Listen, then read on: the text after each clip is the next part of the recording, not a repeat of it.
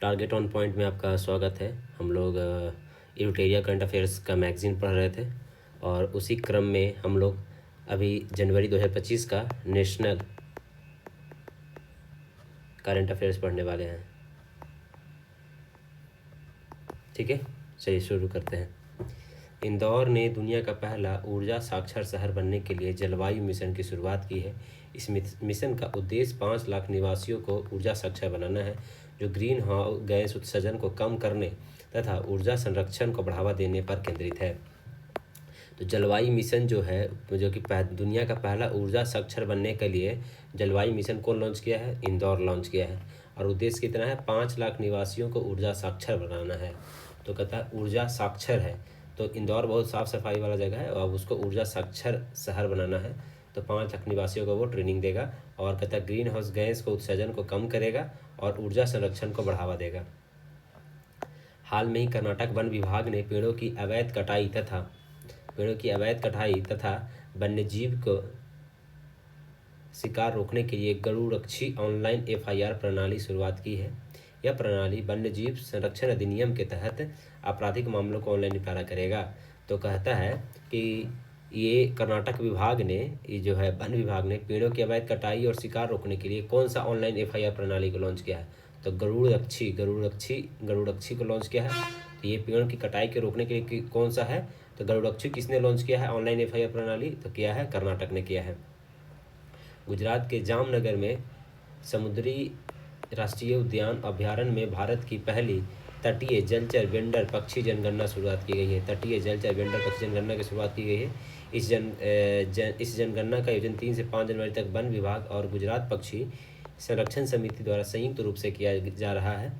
जामनगर में स्थानीय और प्रवासी पक्षियों, जिनमें 50 से अधिक जलचर पक्षी शामिल हैं, की 300 और की अधिक प्रजातियां हैं। क्या क्या बोल दिया? तो बोला ये कि तटीय जलचर वेंडर पक्षी जनगणना, मतलब तटीय जलचर वेंडर पक्षी जनगणना है, वो कहाँ किया जा रहा है? तो गुजरात के जामनगर में किया जा रहा है, जहाँ कहता है जामनगर के समुद्री राष्ट्रीय उद्यान और अभ्यारण्य में, राष्ट्रीय उद्यान अभ्यारण्य में किया जा रहा है। और जिसका क्या है कि 3 से 5 जनवरी तक वन विभाग और गुजरात पक्षी संरक्षण समिति द्वारा किया जा रहा है। किसके द्वारा? क्या? वन विभाग और गुजरात पक्षी संरक्षण समिति द्वारा किया जा रहा है। जनवरी में किया गया था। और यहाँ पे जिनमें से 50 से अधिक जलचर पक्षी भी है और 300 से अधिक प्रजातियाँ हैं। ठीक है, बस इतना जानिए ना कि ये कहाँ पे हो रहा है जनगणना पक्षी को लेकर? गुजरात में हो रहा है। SBI ने हर घर लखपति योजना की शुरुआत की है। इसके तहत ब्याज दरों में 0.20 की कटौती की गई है। अब सामान्य नागरिकों को अधिकतम 6.55 और वरिष्ठ नागरिकों को अधिकतम 7.05 सालाना ब्याज मिलेगा। तो ब्याज की बात बोल दिया है। तो बोल रहा है कि पहले तो हर घर लखपति योजना जो है वो कौन लॉन्च किया है? तो SEBI ने लॉन्च किया, SBI ने लॉन्च किया है। हर घर लखपति योजना कौन लॉन्च किया है? SBI ने लॉन्च किया है। और इसमें ब्याज दरों में 0.2% की कटौती की गई है। तो मतलब कि अगर आप लोन लेते हैं तो आपको मान लीजिए कि पहले लग रहा था 6.8, मतलब 6.8 तो नहीं, चलो 9.8% लग रहा था, तो आप इसमें से 0.2 घटा दें तो 9.6% लगेगा। लोन में इंटरेस्ट रेट में कमी किया गया है। और बोल रहा है कि अब कहता है सामान्य नागरिकों को अधिकतम 6.05, मतलब अगर आप जमा करते हैं तो आपको इतना ब्याज मिलेगा, और वरिष्ठ नागरिक अगर बूढ़े लोग हैं तो वो जमा करते हैं 7.05% इंटरेस्ट मिलेगा। समझ गए? भारत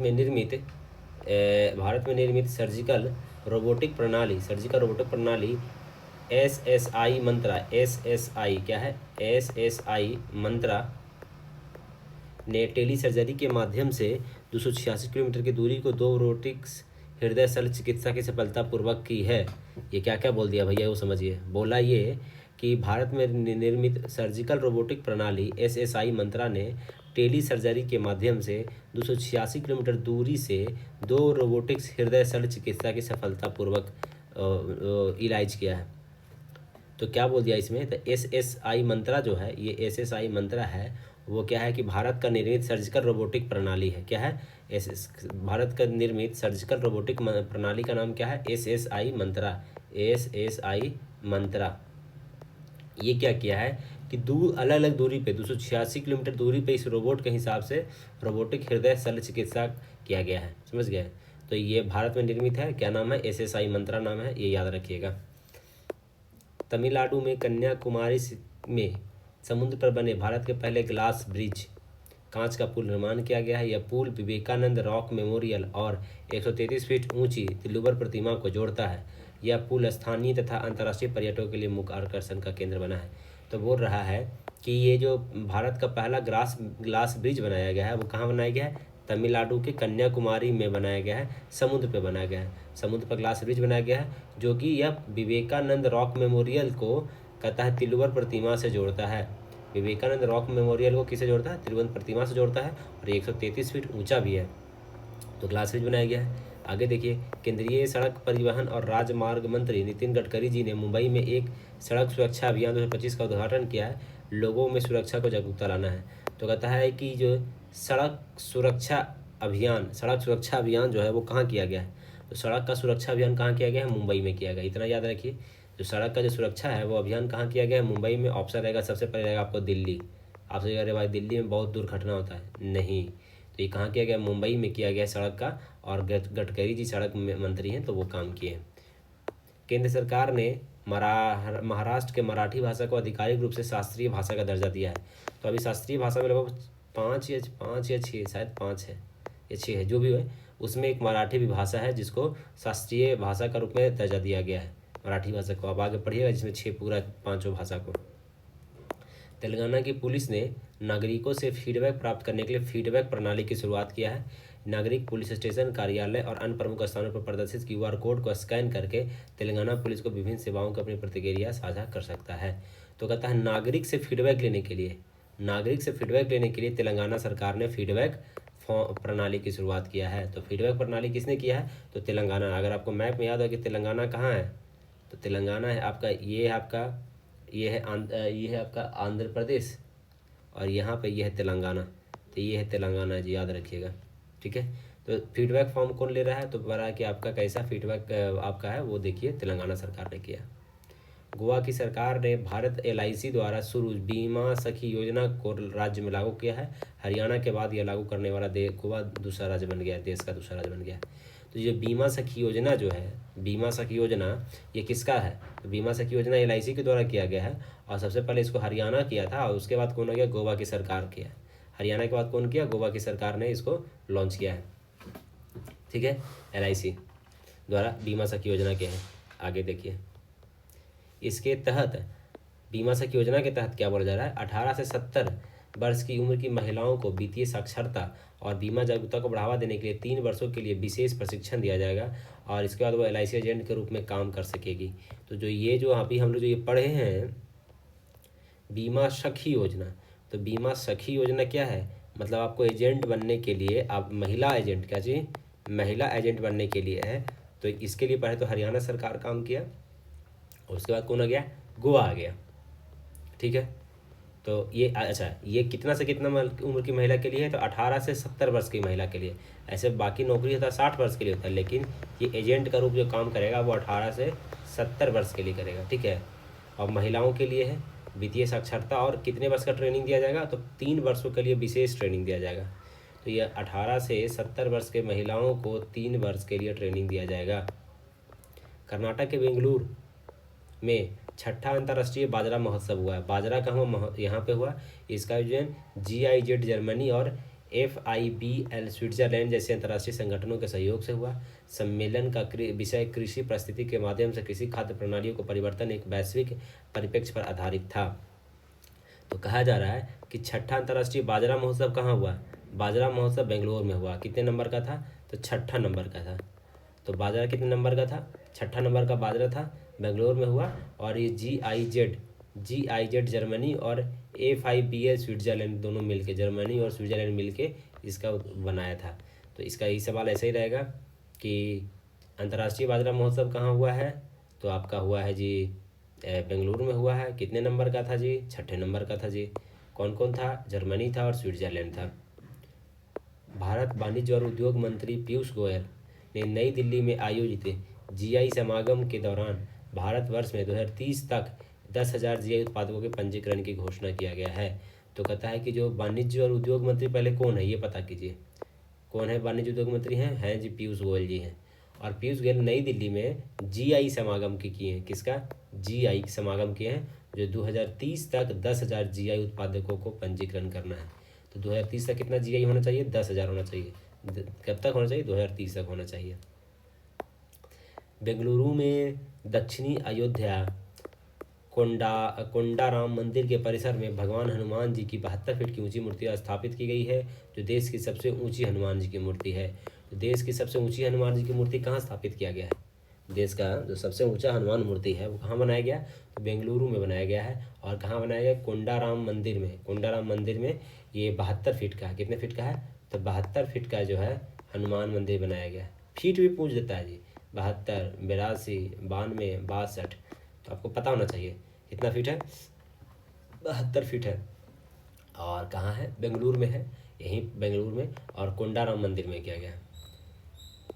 केंद्रीय संस्कृति मंत्रालय और गुजरात सरकार ने वडनगर में देश का पहला विश्व स्तरीय आर्कोलॉजिकल एक्सपीरियंशियल पुरातत्व अनुभवात्मक म्यूजियम का उद्घाटन किया है।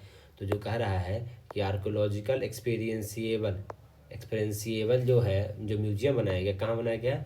तो गुजरात के वडनगर में बनाया गया है। गुजरात के वडनगर में बनाया गया। तो ये संस्कृति मंत्रालय और गुजरात सरकार ये दोनों मिल के बनाया है। तो जो आर्कोलॉजिकल एक्सपीरियंस जो लेना है वो कहाँ लेना है? तो आपको लेना है, आपको गुजरात में लेना है। ये वडनगर में आपको बनाया गया है। उड़ीसा सरकार ने सिंगापुर के साथ भुवनेश्वर में एक फिनटेक हब की स्थापना के लिए समझौता ज्ञापन किया है। इसका उद्देश्य वित्तीय समावेशन को बढ़ावा देना है और 2047 तक सभी के लिए बीमा दृष्टिकोण का समर्थन करता है। 2047 तक सभी तो कह रहा है कि उड़ीसा के भुवनेश्वर में एक फिनटेक हब बनाया जा रहा है। अब ये फिनटेक हब सिंगापुर की सहायता से बनाया जा रहा है, ठीक है, सिंगापुर की सहायता से बनाया जा रहा है। और इसका उद्देश्य क्या है? तो कहता है वित्तीय समागम को बढ़ावा देना है और 2047 तक सभी के लिए बीमा के दृष्टिकोण को समर्थन करता है, ठीक है। मोदी जी नई दिल्ली में 1675 में निर्मित स्वाभिमान अपार्टमेंट का उद्घाटन किया। यह अपार्टमेंट झुग्गी झोपड़ी समूह के निवासियों और आवास विहीन परिवारों को आवंटित किया गया है। तो ये स्वाभिमान जो अपार्टमेंट बनाया गया, क्या बनाया गया है? तो जो दिल्ली में जो झुग्गी झोपड़ी में जो रहते थे, रोड साइड झुग्गी झोपड़ी में, उनके लिए एक अपार्टमेंट बना दिया गया है और सबको वहाँ शिफ्ट कर दिया गया है। तो ये स्वाभिमान अपार्टमेंट जो बनाया गया है वो दिल्ली में बनाया गया है। और उद्घाटन कौन किए हैं? नरेंद्र मोदी बनाया है, 1675 में नवनिर्मित, ठीक है। कुछ और इसका मतलब होगा। हरियाणा के राकेश कादियान ने 2 दिनों के अंदर माउंट एवरेस्ट और माउंट लहोत्से पर चढ़ाई करने वाले London book of world record में नाम दर्ज करवा लिए। तो ये कहाँ के हैं राकेश कादियान? तो कहता है कि राकेश कादियान आदमी है, कहाँ का है जी? हरियाणा का आदमी है। हरियाणा का आदमी थोड़ा गुस्सा होता है, उसमें बहुत एनर्जी होता है। तो वो आदमी क्या कि माउंट एवरेस्ट और माउंट लहोत्से पे 2 दिन में ही चढ़ गया और लंदन बुक ऑफ रिकॉर्ड में नाम जमा कर दिया। देखिए राकेश जी कितना बड़ा हुआ है। तो राकेश जी क्या किए कि माउंट एवरेस्ट पे भी चढ़ गए और लाहौत्से पे भी चढ़ गए 2 ही दिन में। हरियाणा के आदमी थे भैया। आगे देखिए, भारत के 76वें गणतंत्र दिवस के अवसर पर हरियाणा की युवा पर्वतारोही शिवांगी पाठक ने ऑस्ट्रेलिया की सबसे ऊंची चोटी माउंट केजीसियाको पर तिरंगा फहराया। सब पहाड़े चढ़ने चल जा रहे हैं जी, क्या बात है, इतना इंटरेस्ट हो गया सबको। तो पहले ये है कि माउंट केजीएसको कहाँ है? माउंट केजीएसको कहाँ है आपका? ऑस्ट्रेलिया में है। माउंट केजीएसको कहाँ है? ऑस्ट्रेलिया में है आपका। और ये हरियाणा के युवा पर्वतारोही शिवांगी पाठक जी हैं। तो शिवांगी पाठक 76वें गणतंत्र दिवस पर वहाँ पर जाके झंडा लहराए हैं। मतलब समझिए, थोड़ा कन्फ्यूजन हो रहा है, समझिए इसको। क्या बोला जा रहा है कि हरियाणा में को पहाड़ अथी है, पर्वत है, मतलब जो उसको क्या बोलते हैं, पर्वत नहीं, पहाड़ नहीं, एवरेस्ट को पहाड़ मानिए, चलिए पहाड़े मानिए, पर्वत मानिए, हाँ। तो पर्वत है, इसकी सबसे ऊंची चोटी क्या है? ऑस्ट्रेलिया क्या है? केजीएसको है। और वहाँ पे ये हरियाणा के शिवांगी पाठक जी हैं। हरियाणा के शिवांगी पाठक जी क्या किए? 76वें गणतंत्र दिवस पे वहाँ पे जाके उस किला को फतह कर दिए, ऊंची चोटी को फतह कर दिए। तेलंगाना सरकार ने विश्व स्तरीय एक्सपीरियंस पार्क का उद्घाटन किया है। यह इको फ्रेंडली पार्क है। 85 देशों से आयातित 25,000 पेड़ों की प्रजातियां है। तो तेलंगाना सरकार जानते हैं बहुत तेज़ी से अच्छा काम कर रहा है, हर चीज़ में अपने आप को आगे बढ़ाना चाह रहा है। तो ये एक्सपीरियंस पार्क बनाया है और ये क्या चीज़ का एक्सपीरियंस देना चाह रहा है कि आप इको फ्रेंडली पार्क है, यहाँ पे 85 देश से 25,000 पेड़ मंगाया गया है और यह इको फ्रेंडली पार्क में लगाया गया है। तो एक्सपीरियंस पार्क कहाँ बनाया गया जी? तेलंगाना सरकार में। अभी तेलंगाना के बारे में पीछे भी एक न्यूज़ पढ़े थे कि वो फीडबैक फॉर्म बनाया है। इसकी QR स्कैन कीजिए, फीडबैक दे दीजिए, समझ रहे हैं। मोदी जी ने उत्तर रेलवे जोन के अंतर्गत 59वें डिवीजन जम्मू रेलवे डिवीजन का वर्चुअल उद्घाटन किया। 742 किलोमीटर रूट को कवर करते हुए इसमें पठानकोट, जम्मू, उधमपुर, श्रीनगर, बारामूला जैसे महत्वपूर्ण खंड को शामिल है, जो उत्तर भारत में कनेक्टिविटी और सामाजिक आर्थिक विकास को बढ़ावा देता है। तो ये देखिए पहले कि जो ये मोदी जी क्या किए हैं, मोदी जी क्या किए कि उत्तर भारत रेलवे जोन का कितना वहाँ है? 59वां है, 69 नंबर का है। सवाल यही रहेगा 69, 68, 67, 65 कितने नंबर का है जी? तो ये क्या है, जो उत्तर भारत रेलवे जो बनाया गया वो 69 नंबर का बनाया गया है। जम्मू रेलवे डिवीजन इसका नाम है। और ये कहाँ कहाँ? पठानकोट, जम्मू, उधमपुर, श्रीनगर, बारामूला जैसे महत्वपूर्ण को जोड़ता है। जनवरी 2025 तक भारत का मेट्रो नेटवर्क 10,000 किलोमीटर से अधिक हो चुका है। यह चीन और अमेरिका के बाद दुनिया का तीसरा सबसे बड़ा नेटवर्क बन गया है। तो हम लोग मेट्रो रेल नेटवर्क में कितने नंबर पे हैं? तीसरे नंबर पे आ गए और ये लगभग 1,000 किलोमीटर से अधिक हम लोग का मेट्रो नेटवर्क हो गया है। केंद्रीय पशुपालन मंत्री राजीव सिंह, ये बिहार के, जिसको राजीव रंजन सिंह उर्फ लल्लन सिंह भी इनको बोला जाता है, याद रखिएगा, ने सिक्किम के सोरेंग जिले में भारत के पहले जैव मत्स्य पालन क्लस्टर का शुभारंभ किया गया है। यह पहल टिकाऊ, एंटीबायोटिक मुक्त और रसायन मुक्त, कीटनाशक मुक्त मछली पालन को बढ़ावा देता है। तो जो ये राजीव रंजन जी, जो लल्लन सिंह जो हैं अपने बिहार के, ये क्या किए हैं कि गए हैं सिक्किम मछली पालन करने के लिए। तो सिक्किम देख रहे हैं सबसे ये ऊंची चोटी है, ये मतलब नाक जो उठा होता है ना, ये ऐसे, तो वो है, तो नाक उठा हुआ यहाँ पे जाए गए हैं मछली पालन करने के लिए। कहाँ किए गए? सिक्किम के सोरेंग जिला में पहले जैव मत्स्य पालन क्लस्टर बनाया गया है। इंडोनेशिया के राष्ट्रपति कहते हैं प्रोबो सुबियांतो भारत के 2025 गणतंत्र दिवस परेड के मुख्य अतिथि थे। भारत इंडोनेशिया संबंध को और ईस्ट इंडिया नीति को मजबूत करेगा। तो इतना जानिए कि जो अभी गणतंत्र दिवस परेड जो हुआ है, मतलब 26 जनवरी 2025 की बात हो रहा है, तो ये 26 जनवरी 2025 में इंडोनेशिया कौन आए थे? राष्ट्रपति प्रबोवो सुबियांतो। इंडोनेशिया के क्या है? ये राष्ट्रपति हैं। कभी कभी इसको प्रधानमंत्री दिखता है, यही कन्फ्यूजन होता है। तो कौन है इंडोनेशिया के राष्ट्रपति? कौन है? प्रबोवो सुबियांतो जी हैं। ठीक है, आगे देखिए। केंद्र सरकार ने दिल्ली के राजघाट स्थित राष्ट्रीय स्मृति दल पर पूर्व राष्ट्रपति प्रणब मुखर्जी के लिए एक स्मारक बनाने की मंजूरी दी है। तो कहता है कि किन के लिए? तो जो पूर्व राष्ट्रपति जो हैं प्रणब मुखर्जी जी, इनका देहांत हुआ है, तो वो दिल्ली के राजघाट में राष्ट्रीय स्मारक में एक स्मारक बनाने की मंजूरी दिया गया है। तो कहाँ? दिल्ली के राजघाट स्थित राष्ट्रीय स्मृति स्थल पे 100 करोड़ की लागत से शुरू की गई इन रोड का है इसको समझिए, Indian natural road operation for assisted development. उद्देश्य भारत के उत्तर पूर्व में प्राकृतिक रबड़ की गुणवत्ता को बढ़ाना है। यह रबड़ उत्पादकों के लिए कौशल विकास और टायर उद्योग के लिए संयुक्त है।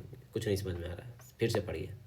कह रहा है कि 100 करोड़ रुपये से इन रोड का जो प्रोग्राम शुरू किया गया है, परियोजना का उद्देश्य भारत के उत्तर पूर्व में प्राकृतिक रबड़ की गुणवत्ता को बढ़ाना है। क्या बढ़ाना है? प्राकृतिक रबड़ की गुणवत्ता को बढ़ाना है।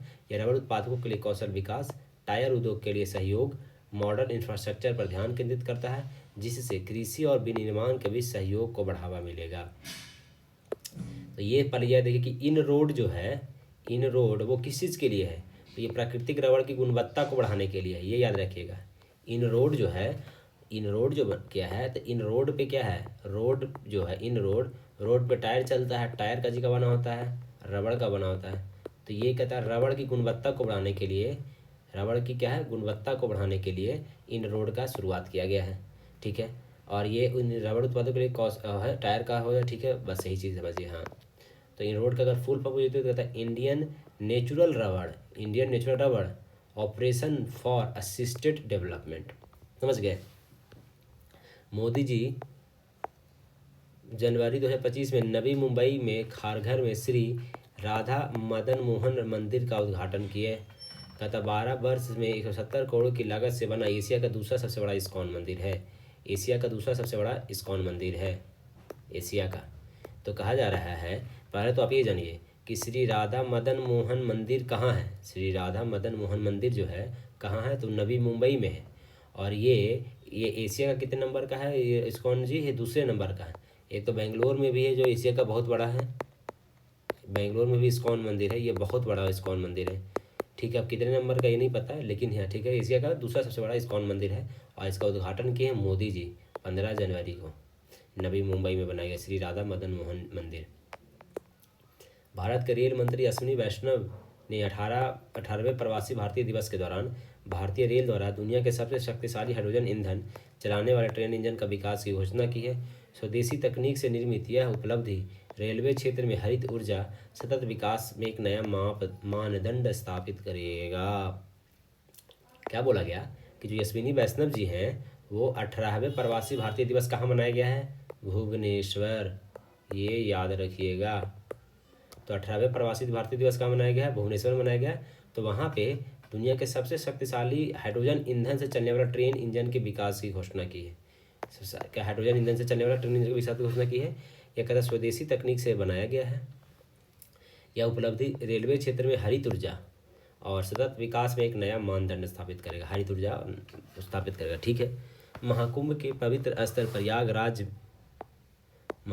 पवित्र प्रयागराज के तपोवन आश्रम में 52 फीट लंबा, चौड़ा और ऊंचा दुनिया का पहला महामृत्युंजय यंत्र स्थापित किया गया है।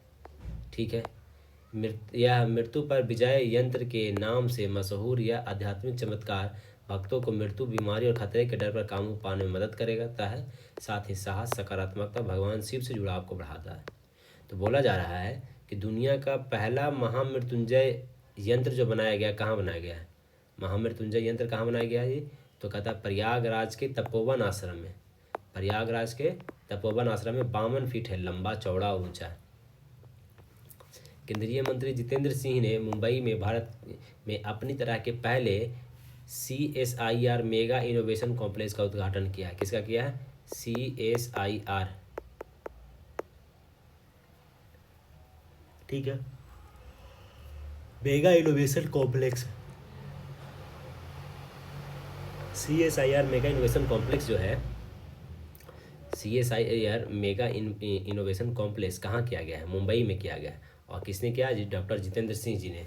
तो CSIR जो है, तो वो डॉक्टर जितेंद्र सिंह जो हैं उन्होंने मुंबई में किया है मेगा इनोवेशन। सूक्ष्म लघु मध्यम उद्यम MOMSME के ने 3 वर्षों में 277 करोड़ रुपए के बजट के साथ MSME व्यापार सक्षमता और विपणन टीम पहल की शुरुआत की है। इस कार्यक्रम का उद्देश्य 5 लाख MSME को डिजिटल रूप से सशक्त बनाना है, जिससे महिलाओं को नेतृत्व वाले व्यवसायों पर विशेष ध्यान जाएगा। तो कहता है कि जो सूक्ष्म लघु और मध्यम उद्यम मंत्रालय जो है MOMSME कहता है कि MOMSME जो मंत्रालय है, कहता है 3 वर्ष में कितना 277 करोड़ रुपया के बजट के साथ MSME व्यापार सक्षमता और विपणन टीम की शुरुआत की है। जिसे टीम जो है, टीम क्या है, ट्रेड, फिर क्या है, फिर ये MSME व्यापार, फिर ये क्या क्या है, टीम जो है इसका कुछ तो फॉर्म होगा, मैनेजमेंट होगा, और ये एम्प्लॉयमेंट होगा, ये ट्रेड होगा, ये सब कुछ और होगा। तो ये कैसा पहल बनाया, टीम का जो पहल बनाया गया, किसने बनाया है, तो MSME ने बनाया है। इसमें कहता है 5 लाख MSME को डिजिटल सशक्त बनाना है, और इसमें महिलाओं को नेतृत्व वाले व्यवसायों पर ज़्यादा ध्यान दिया जाएगा, महिलाओं के लिए। रक्षा मंत्रालय ने सुधारों का वर्ष घोषित किया 2025 को। यह उद्देश्य सेना के 3 अंगों के बीच तालमेल बढ़ाने हेतु एकीकृत सैन्य कमान शुरू करना और सेना को तकनीकी रूप से उन्नत और युद्ध के लिए तैयार बल में बदलना है। ठीक है। भारत वर्ष 2024 का साल 1901 के बाद सबसे गर्म वर्ष रहा है।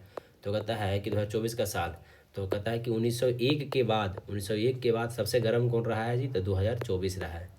1901 के बाद सबसे गर्म कौन सा रहा है, तो 2024 रहा है। 1901 के बाद सबसे गर्म वर्ष रहा है। ठीक है। आगे देखते हैं।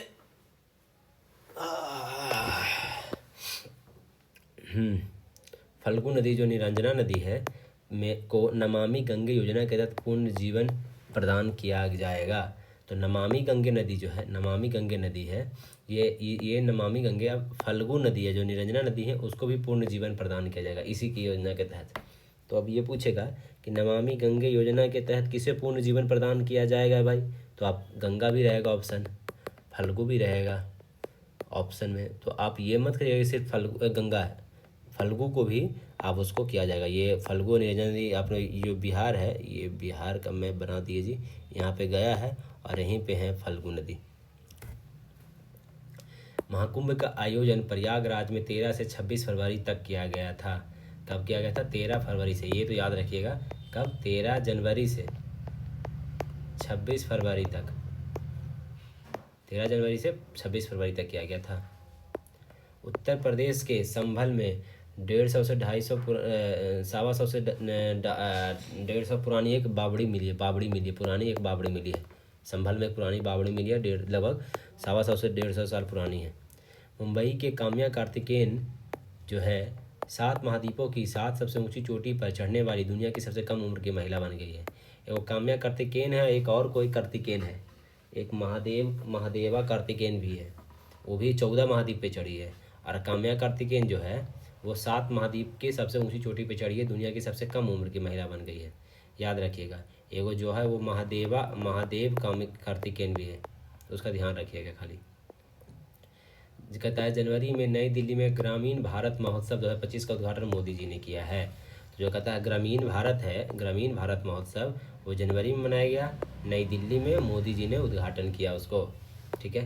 भारत का पहला जनरेशन बीटा बेबी फ्रेकी रेमेलुदुत्का जेडेंग ने मिजोरम आइजोल में 1 जनवरी को जन्म लिया। अरे अच्छा, तो कहता है कि भारत का पहला जनरेशन जो है, मतलब जो 2025 की बात कर रहा है, तो 1 जनवरी को पहला बच्चा कहाँ जन्म लिया? तो मिजोरम में लिया, 12:03 में। कहाँ? मिजोरम में एक जन्म लिया जिसका नाम क्या है? Beta baby Frankie Rumdilka Zadeng. Beta baby Frankie Rumdilka Zadeng पहला जनरेशन बीटा बेबी कहाँ हुआ? मिजोरम के आइजोल में किया गया, बच्चा जन्म लिया। कहता है 1 जनवरी 2025 से 29 के बीच बच्चा पैदा होने वाले बच्चों को जनरेशन बीटा के नाम से जाना जाएगा। ओके, मतलब क्या बोल दिया कि 1 जनवरी 2025 से 29 तक में, कब से?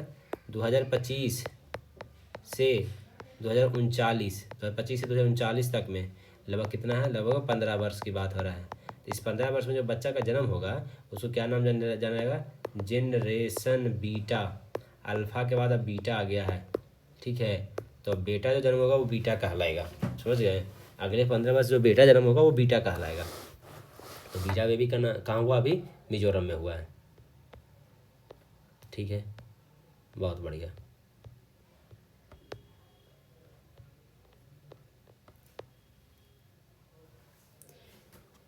आगे देखिए, इसरो ने देश की पहली अंतरिक्ष रोबोटिक्स आर्म पोएम 4 प्लेटफॉर्म पर सफल संचालन के लिए महत्वपूर्ण उपलब्धि हासिल की है। इसे स्पेसएक्स के साथ भेजा गया था। तो कहता है कि इसरो जो हमारा है वो देश की पहली अंतरिक्ष रोबोटिक्स आर्म का, जिसका नाम आर्म का पोएम 4 प्लेटफॉर्म पर सफल संचालन के साथ महत्वपूर्ण उपलब्धि हासिल किया है और इसको स्पेसएक्स के साथ भेजा गया था। तो कहता है कि जो पोएम 4 प्लेटफॉर्म पर है वो पहली अंतरिक्ष रोबोटिक्स आर्म का सफल संचालन किया गया। अच्छा, मतलब समझिए कि रोबोटिक्स आर्म, एक रोबोटिक्स आर्म था, वो पोएम 4 प्लेटफॉर्म पर बढ़िया से वो काम किया। आर्म मतलब समझ रहे, हाथ, रोबोटिक्स हाथ की बात कर रहा है, समझ रहे हैं आप? समझिए ये रोबोटिक्स हाथ है, मतलब कि इसको अब ऐसे हाथ बनाइए, चाहे रोबोटिक्स हाथ में कुछ ऐसा डिजाइन बना के कर दीजिए कि ऐसा है कुछ, ठीक है। तो ये रोबोटिक्स हाथ है, वो पोएम 4 प्लेटफॉर्म पे बहुत बढ़िया से संचालन किया गया, इसरो ने इसको किया है। और इसको भेजा कैसे गया था? जो स्पेसएक्स मिशन है, उस स्पेसएक्स मिशन पे इसको किसी में लगा के भेजा गया, जिसका नाम क्या था? स्पेसएक्स, समझ गए? स्पेसएक्स पे भेजा गया था। वानुआतु देश में नवंबर में आए भूकंप से राहत हेतु भारत ने हाल में ही $5 लाख की घोषणा की है। यह देश दक्षिणी प्रशांत में स्थित है। दक्षिणी प्रशांत महासागर में स्थित है। तो अब क्या बोल रहा है कि ये प्रशांत महासागर, ये हमारा, अगर हिंद महासागर के बाद प्रशांत महासागर, अगर हम मैप ऐसे बना देंगे ऐसे ऐसे करके, जो ये भारत हो गया, इधर से इधर चला गया ऐसे, फिर यहाँ पे ऑस्ट्रेलिया हो गया, तो ये यहाँ से तो भाई हिंद महासागर है, ये है प्रशांत महासागर। तो प्रशांत महासागर में एक देश है, ये देश एक है, इसको मान, इसका नाम क्या है, बानू आतू। तो बानू आतू एक देश है यहाँ पे, और उसके लिए क्या किया है कि भारत सरकार ने $5 लाख की घोषणा किया है हेल्प मदद करने के लिए। भूकंप आया वहाँ पे, क्या है, भूकंप आया है, तो $5 लाख की घोषणा किया, $5 लाख की, समझ गए। आगे देखिए, चीन में फैले virus HMPV human meta pneumo virus से भारत में भी 5 बच्चे संक्रमित पाए गए हैं। पहला संक्रमण बच्चा बेंगलुरु में 3 महीने का मिला है। तो HMPV वायरस कहाँ से फिर से पढ़ा था, HMPV वायरस का नाम क्या है, human meta pneumo virus, human meta pneumo, P silent है समझिएगा, ह्यूमन मेटा न्यूमोवा वायरस। यह संक्रमण बच्चे बेंगलुरु में 3 महीने के बच्चे को हुआ था। बिहार में पहला घड़ियाल अभयारण्य गोपालगंज के गंडक नदी में बनेगा। कहता है घड़ियाल IUCN के रेड लिस्ट में संकटग्रस्त श्रेणी में है। तो कहता है कि बिहार का पहला घड़ियाल अभयारण्य, क्या है, बिहार का पहला घड़ियाल है जो अभयारण्य है वो कहाँ बनाया जाएगा, गोपालगंज में बनाया जाएगा। और गोपालगंज में किस नदी में बनाया जाएगा, गंडक नदी में। किस नदी पे, गंडक नदी। अब बिहार का मैप आपको याद है, ये ऐसे है, ये ऐसे है, ये ऐसे, ये ऐसे ऐसे, ठीक है। तो गोपालगंज कहाँ पे है आपको पता है, ये है गोपालगंज। तो यहीं से गंडक नदी आती है। तो इस गंडक नदी पे घड़ियाल बनाया जाएगा, क्या बनाया जाएगा, घड़ियाल अभयारण्य बनाया जाएगा। और ये अभयारण्य क्या है, घड़ियाल रेड लिस्ट में संकटग्रस्त श्रेणी में। अमित शाह द्वारा नए working women's hostel block Sushma भवन का उद्घाटन नई दिल्ली में किया गया है। वर्किंग वीमेन हॉस्टल मतलब जो काम करते हैं, वर्किंग वीमेन हॉस्टल का नाम क्या है, सुषमा भवन। क्या नाम है, सुषमा भवन। सुषमा स्वराज नई दिल्ली की थी ना, एक वो मुख्यमंत्री रही है सुषमा स्वराज नई दिल्ली की, तो उन्हीं के नाम पे वर्किंग वीमेन हॉस्टल बनाया गया। कहाँ, नई दिल्ली में बनाया गया है। और उद्घाटन कौन किए जी, अमित शाह जी किए हैं। तो वर्किंग वीमेन हॉस्टल सुषमा भवन बनाया गया नई दिल्ली में अमित शाह के द्वारा। नई दिल्ली में जम्मू कश्मीर और लद्दाख थ्रू द एजेस नामक पुस्तक का विमोचन अमित शाह द्वारा किया गया है। कहता है कि ये जम्मू कश्मीर और लद्दाख थ्रू द एजेज, तो इसका पुस्तक का विमोचन कौन किए हैं, अमित शाह नई दिल्ली में किए हैं। अंडमान निकोबार की आदिम जनजाति जारवा को पहली बार मताधिकार की अनुमति मिला है। अच्छा, तो ये तो आपको पहले पता नहीं कि जारवा कहाँ का है जी, तो अंडमान निकोबार का। यहाँ पे एक सेंटलीज करके भी बहुत खूंखार जनजाति है, इसको क्या होता है, खूंखार जनजाति बोला जाता है सेंटलीज को। तो ये ठीक है। तो कहता है कि अंडमान निकोबार में जारवा जनजाति है, उसको पहली बार वोट देने का अधिकार मिला है जारवा को, कि जाओ भाई जाओ वोट दे के आओ, जारवा जाओ वोट दे के आओ। प्रवासी भारतीय का 18वां संस्करण भुवनेश्वर में 9 जनवरी को मनाया गया। शुरुआत 2003 में श्री लक्ष्मी सिंधवी की सिफारिश पर की गई थी। प्रतिवर्ष मनाया जाता था, किंतु 15 में से यह एक द्विवार्षिक कार्यक्रम के रूप में मनाया जाएगा। इसका थीम था विकसित भारत में प्रवासी भारतीयों का योगदान। तो अब ये समझिए कि प्रवासी भारतीय का कौन सा संस्करण था जी, 18वां संस्करण था। कहाँ था जी, भुवनेश्वर में मनाया गया, 9 जनवरी को मनाया गया। या प्रवासी भारतीय पता है क्या, महात्मा गांधी जी 9 जनवरी को ही भारत आए थे, समझ गए, दक्षिण अफ्रीका से। तो 9 जनवरी को मनाया जाता है, 18वां संस्करण था। और 2003 से शुरुआत किया गया था, लक्ष्मीमल सिंधवी की सिफारिश पे किया गया था। तो कहता है कि प्रवासी जो होते हैं, प्रवासी जो मतलब जो भारत के बाहर रहते हैं, वो लक्ष्मी ही तो भेजते हैं, खाली पैसा ही तो भेजते हैं बाहर रह के। तो ये लक्ष्मीमल सिंधवी सिफारिश पे बनाया गया था। प्रतिवर्ष मनाया जाता है, लेकिन 2015 के बाद ये एक द्विवार्षिक 2 वर्षों में एक बार मनाया जाता है, शायद 2 वर्षों में एक बार मनाया जाता है। थीम क्या था, विकसित भारत में प्रवासी भारतीयों का योगदान। युवा प्रवासी भारतीय दिवस का उद्घाटन, युवा प्रवासी भारतीय का उद्घाटन विदेश मंत्री, युवा खेल मंत्री उड़ीसा के मंत्री द्वारा किया गया, मुख्यमंत्री द्वारा। जबकि प्रवासी भारतीय दिवस सम्मेलन का उद्घाटन नरेंद्र मोदी ने किया है। अब देखिए 2 तरीके का होता है, एक तो युवा प्रवासी होता है, एक सिर्फ प्रवासी भारतीय होता है। तो युवा प्रवासी जो होता है उसका उद्घाटन कौन किए, विदेश मंत्री, युवा खेल मंत्री और उड़ीसा के मुख्यमंत्री। लेकिन जबकि प्रवासी भारतीय जो हुआ, जो ओरिजिनल हुआ, उसका उद्घाटन मोदी जी किए हैं, याद रखिएगा। प्रवासी भारतीय हेतु एक पर्यटन ट्रेन पर्यटक ट्रेन प्रवासी भारतीय एक्सप्रेस को भी प्रधानमंत्री ने हरी झंडी दिखाई थी। ठीक है, इस बार मुख्य अतिथि के रूप में त्रिनाग और टोबैगो गणराज्य के राष्ट्रपति क्रिस्टीना कांगला कंगालू थे। तो कह रहा है इसको, ये पूरा समझिए, ये है इम्पोर्टेंट। क्या है ये? पूरा इम्पोर्टेंट है। 18वां संस्करण मनाया गया, भुवनेश्वर में मनाया गया, 2003 से शुरुआत किया गया, लक्ष्मीबल सिंधवी की सिफारिश पर शुरू किया गया। फिर कहता है युवा प्रवासी का अलग उद्घाटन करने वाले थे, प्रवासी भारतीयों का अलग उद्घाटन किए, और इसमें एक ट्रेन भी चलाया गया। कहता है एक पर्यटक ट्रेन प्रवासी भारतीय एक्सप्रेस चलाया गया। और जो मुख्य अतिथि कौन थे प्रवासी भारतीय में? त्रिनाद और टोबैगो गणराज्य के राष्ट्रपति कौन थे? क्रिस्टीना कार्ला कंगालू। त्रिनाद और टोबैगो के क्रिस्टीना कार्ला कंगालू थे। 23वां दिव्य कला मेला वोकल फॉर लोकल आंदोलन का प्रतीक 9 से 19 जनवरी तक कहता है गुजरात में अकोटा स्टेडियम बड़ौदा गुजरात में आयोजित किया गया। इसमें 30 दिव्यांगजनों को 1 करोड़ का ऋण वितरण किया गया। 1 करोड़ का 30 जन का। तो कहता है कि दिव्य कला मेला जो मनाया गया कितने नंबर का? दिव्य कला था 23 नंबर का। दिव्य कला मेला था 23 नंबर का था, गुजरात में मनाया गया वोकल फॉर लोकल आंदोलन का प्रतीक के रूप में। और 30 दिव्यांगजनों को 1 करोड़ रुपया लोन दिया गया। मतलब समझ रहे हैं आप, एक को कितना दिया गया होगा? तो लगभग समझिए कि 30 या 90, 3 लाख से ज़्यादा दिया गया है। 3 लाख रुपया से थोड़ा ज़्यादा ही दिया गया है, सभी को लोन दिया गया है, एक आदमी को। भारत सरकार और माइक्रोसॉफ्ट ने समावेशी विकास हेतु आर्थिक परिवर्तन हेतु आर्टिफिशियल इंटेलिजेंस के उपयोग को समझौता किया है। तो भारत सरकार किसके साथ समझौता किया आर्टिफिशियल इंटेलिजेंस के लिए? जो आर्टिफिशियल इंटेलिजेंस के लिए भारत सरकार माइक्रोसॉफ्ट के साथ समझौता किया। उत्तर प्रदेश के मुख्यमंत्री योगी जी प्रयागराज में आकाशवाणी के विशेष एफएम चैनल कुंभवाणी और कुंभ मंगल ध्वनि का लोकार्पण किया। जब ये कुंभ चल रहा था, महाकुंभ, तो ये कुंभवाणी और महाकुंभ ध्वनि प्रयागराज में योगी जी ने किया। कुंभवाणी चैनल कुंभ की पूरी अवधि के दौरान प्रयागराजों का आंखों देखा हाल दुनिया तक पहुंचाएगा। ठीक है। श्रीनगर लेह राष्ट्रीय राजमार्ग पर बने जेड मोड़ सुरंग का उद्घाटन मोदी जी ने किया। यह सुरंग कश्मीर को लद्दाख से साल भर जोड़े रखेगी। यह 6.5 किलोमीटर की लंबाई है। ये है इम्पॉर्टेंट। तो जेड मोड़ सुरंग है वो किसको किसको जोड़ता है? तो श्रीनगर लेह राष्ट्रीय राजमार्ग है। जेड मोड़ सुरंग क्या है? श्रीनगर लेह राष्ट्रीय राजमार्ग सुरंग है जो कश्मीर और लद्दाख को जोड़ता है। और कितना किलोमीटर लंबा है? तो 6.5 किलोमीटर लंबा है। मोदी जी उद्घाटन किए हैं इसका। चलिए हम लोग लास्ट पेज पे आ गए हैं और ये हमारा लास्ट है।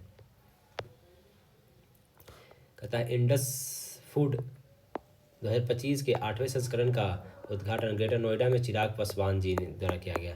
तो देखिए फूड का बात कर दिया, क्या जी कहा? फूड का बात कर दिया। तो भाई चिराग पासवान जी है ना, खाद्य और प्रसंस्करण मंत्रालय इन्हीं के हाथ में है। तो इसके कहाँ उद्घाटन किया गया? ग्रेटर नोएडा में किया गया है। ठीक है। 8वां संस्करण का, कितने संस्करण का? 8वां संस्करण का, इंडस फूड के 8वें संस्करण का ग्रेटर नोएडा में चिराग पासवान द्वारा वो किया गया है। निजामाबाद तेलंगाना में राष्ट्रीय हल्दी बोर्ड की स्थापना किया गया है और पहले अध्यक्ष कौन है? पल्ले गंगा रेड्डी को बनाया गया है। और इसका उद्घाटन कौन किया पता है? अमित शाह जी, याद रखिएगा। हल्दी बोर्ड के उद्घाटन कौन किए? अमित शाह जी किए हैं। तो निजामाबाद तेलंगाना में हल्दी बोर्ड बनाया गया है। तो हल्दी जो बोर्ड है वो तेलंगाना में बनाया गया है। और अध्यक्ष कौन बने हैं? पल्ले गंगा रेड्डी। ठीक है। जनवरी 2025 में भारत एवं तालिबान के बीच एक उच्च स्तरीय बैठक हुआ है। भारत की तरफ से विदेश सचिव विक्रम मिस्त्री और अफगानिस्तान की तरफ से विदेश मंत्री आमिर खान मुताकी ने बैठक में हिस्सा लिया। ठीक है। तो भारत और तालिबान के बीच में उच्च स्तरीय बैठक हुआ है। विदेश सचिव विक्रम सचिव और अफगानिस्तान के विदेश मंत्री कौन है? आमिर खान मुताकी।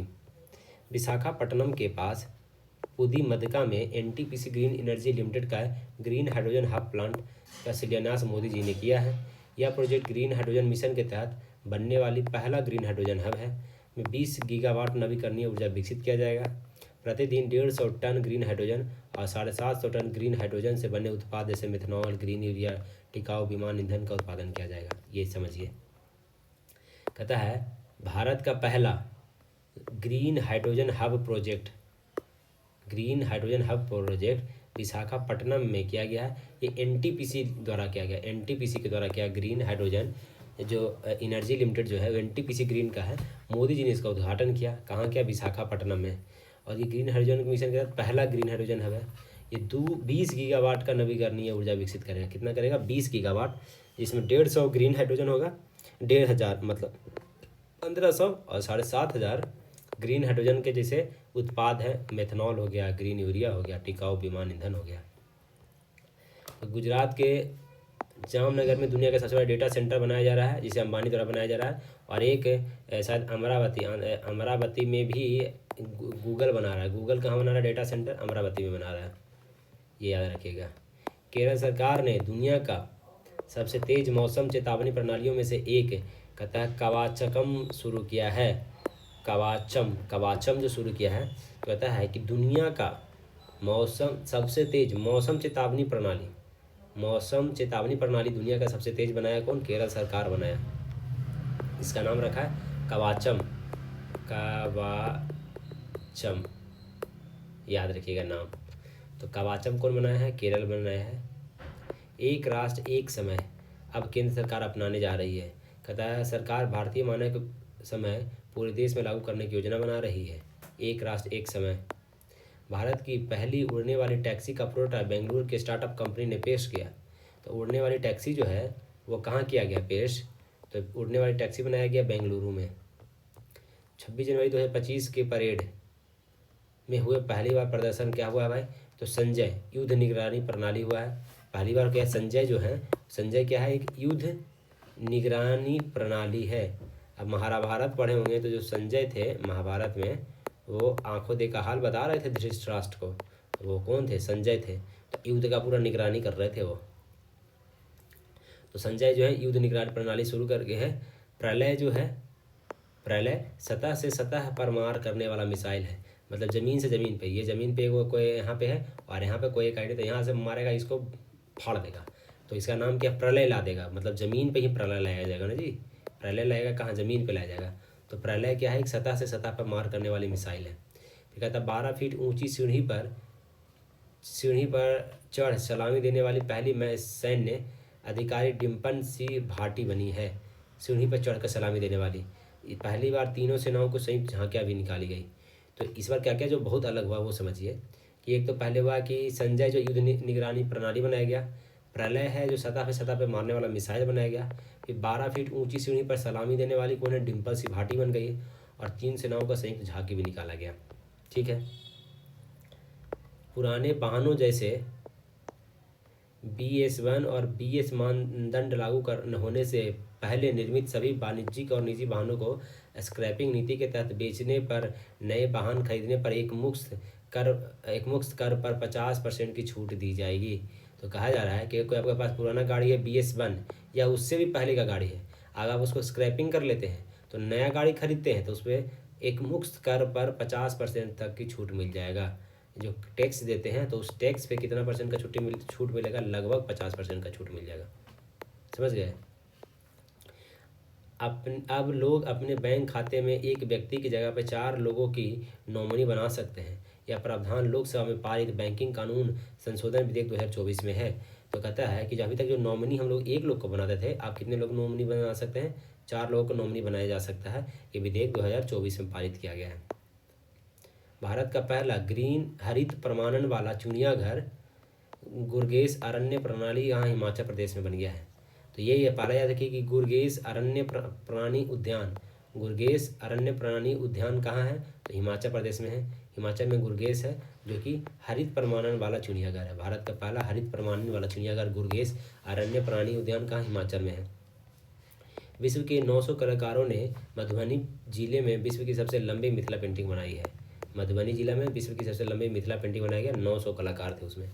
केंद्र सरकार ने ई श्रम पोर्टल के अनुसार बिहार देश के तीसरे स्थान पर रोजगार देने में है। शादी विवाह में गाना बजाना कर रोजगार के मामले में, शादी विवाह समारोह में गाना बजाना कर रोजगार के मामले में पहले स्थान में उत्तर प्रदेश है, दूसरे में महाराष्ट्र है। तो क्या बोल रहा है कि शादी विवाह में जो गाना बजाया जाता है, गाना गाया बजाया जाता है, तो इसमें रोजगार देने में बिहार तीसरा नंबर पे है। सबसे ज़्यादा कहाँ है? उत्तर प्रदेश में, फिर महाराष्ट्र में। और अपना में जो शादी ब्याह में जो गाना बजाते हैं उसमें नौकरी में तीसरे नंबर पे है। कहता है नवीनतम संसदीय आंकड़ों के अनुसार सूर्य घर मुफ्त बिजली योजना के तहत रूफटॉप सौर परिजनन में सर्वाधिक वृद्धि गुजरात में दर्ज की गई है। उसके बाद महाराष्ट्र और फिर उत्तर प्रदेश है। तो ये सूर्य घर जो बिजली घर योजना है, सबसे ज़्यादा कौन फ़ायदा उठा रहा है जी? गुजरात उठा रहा है, और उसके बाद महाराष्ट्र, और उसके बाद उत्तर प्रदेश है। समझ गए?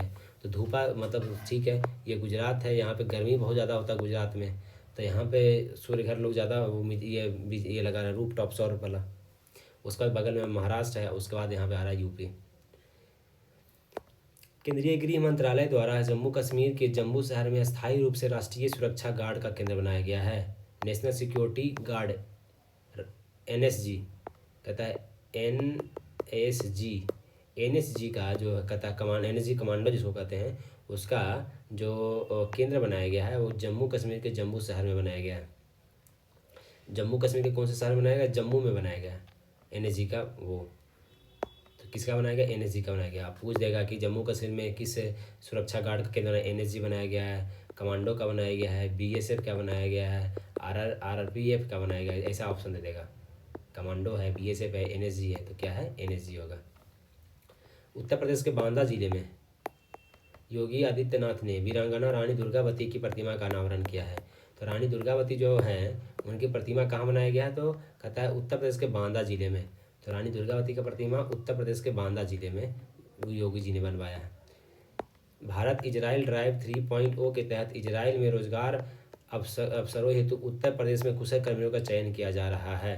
तो कह रहा है कि इजराइल में रोजगार बहुत है, तो वहाँ पे भेजना होगा आदमी को। तो इजराइल ड्राइव 3.0 है, वो भेजा जा रहा है। और कहाँ से भेजा जा रहा है? तो ये उत्तर प्रदेश से भेजा जा रहा है। कहाँ से भेजा जा रहा है? उत्तर प्रदेश से। भारत इजराइल ड्राइव, इजराइल में 3.0 ड्राइव चला जा रहा है। अखिल भारतीय पुलिस महानिदेशकों का सम्मेलन भुवनेश्वर में हुआ है। तो IAS IPS की बात कर रहा है, एक तरीके से समझिए। IAS IPS का जो सम्मेलन कहाँ हुआ है? भुवनेश्वर में हुआ है।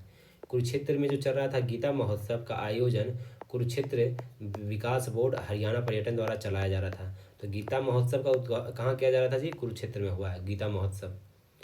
सैरेक्स 24 के 11वें संस्करण की मेजबानी कोच्चि में भारतीय तटरक्षक बल द्वारा किया गया है। तो जो ये कहता है सैरेक्स 24 जो है उसका कौन सा संस्करण हुआ है? 11वां संस्करण। कहाँ किया गया? कोच्चि में भारतीय तटरक्षक बल द्वारा किया गया है। तो सैरेक्स जो है वो कहाँ किया गया? कोच्चि में। सैरेक्स का 11वां संस्करण कहाँ? कोच्चि में किया गया, भारतीय तटरक्षक बल द्वारा किया गया। सब एक एक वर्ड याद रखना होगा। कोच्चि में हुआ है, भारतीय तटरक्षक बल के द्वारा किया गया। ये क्यों किया गया है? तो राष्ट्रीय समुद्री खोज बचाव अभ्यास एवं कार्यशाला। अच्छा, वो सैरेक्स का फुल क्या है? राष्ट्रीय समुद्री खोज एवं बचाव अभ्यास एवं कार्यशाला, ये इसका है। तो कहाँ किया गया है? समुद्री खोज कहाँ? कोच्चि में किया गया है, भारतीय तटरक्षक बल द्वारा किया गया कोच्चि में। चलिए थोड़ा सा और है, 5 मिनट का और है, 5 मिनट नहीं लगेगा। बजट 2024-25 में घोषित मोदी जी प्रधानमंत्री इंटर्नशिप योजना PMIS का लक्ष्य 5 वर्षों में 500 कंपनियों में 1 करोड़ युवाओं को इंटर्नशिप प्रदान करना है। तो कितना है? PM इंटर्नशिप योजना जो है इसमें 5 वर्ष में 500 कंपनी को 1 करोड़ युवा, 5 वर्ष में 500 कंपनी में 1 करोड़ युवा को इंटर्नशिप देना है। विश्व वन्य जीव संरक्षण दिवस 4 दिसंबर को मनाया गया। थीम था लोगों एवं ग्रह को जोड़ना, वन्यजीव संरक्षण में डिजिटल नवाचार की खोज। तो विश्व वन्यजीव संरक्षण, वन्यजीव को संरक्षण करने के लिए कब? 4 दिसंबर को मनाया जाता है। वन्यजीव संरक्षण 4 दिसंबर को मनाया जाता है। तो कहता है कि भारत सरकार और एशियाई विकास बैंक ने महाराष्ट्र राज्य में स्थानीय समुदाय और प्राकृतिक परिस्थिति प्रणालियों की सराहना को बढ़ाने हेतु नदी तट को संरक्षण प्रदान करने के लिए $42 मिलियन ऋण पर समझौता हस्ताक्षरित किया है। तो कौन कौन किया है? तो कहता है भारत सरकार और एशियाई development bank ADB, Asian development bank ने कहाँ किया? महाराष्ट्र राज्य में स्थानीय समुदाय और प्राकृतिक परिस्थिति प्रणालियों को सराहनीय को बढ़ाने देने के लिए नदी तट को संरक्षण प्रदान करने के लिए, क्या नदी तट को संरक्षण करने के लिए $42 मिलियन का ऋण दिया है। तो ADB और भारत सरकार मिलकर महाराष्ट्र में तट को बचाने के लिए। राष्ट्रीय गणित दिवस 22 दिसंबर को मनाते हैं। गणित कब मनाते हैं? तो गणित में कहते हैं 1 और 1 होता है, तो 2 और 2 भी होता है। तो 2 और 2 22 दिसंबर को मनाया जाता है। 2 2 1 2 2 2 1 2, गणित में 2 2 1 2 कब मनाया जाता है? तो 22 दिसंबर को गणित दिवस मनाते हैं।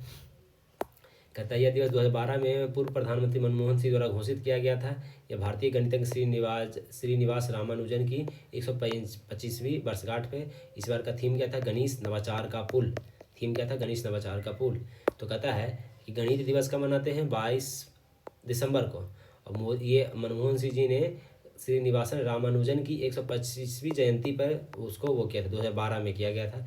इस बार का थीम क्या था जी? गणित नवाचार का पुल। गणित नवाचार का पुल।